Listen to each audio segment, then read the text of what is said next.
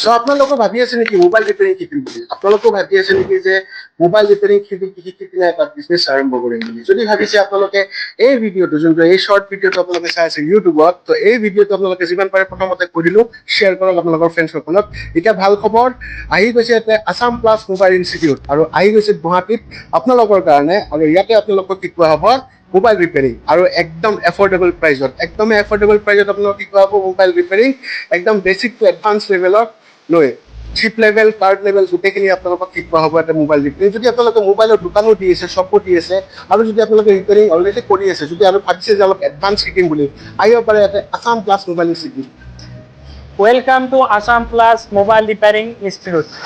আপোনালোকৰ কাৰণে লৈ আছো basic to advance high level mobile repairing. তো দেৰি নকৰিব, সোনকালে সিট বুকিং কৰক। 1 তাৰিখৰ পৰা ক্লাছ আৰম্ভ হৈ আছে। বেসিক টু এডভান্স শিকাই দিয়া হ'ব। অল মোবাইলৰ কাম লগতে সফটওয়্যাৰ আৰু OCO লগতে থাকিব।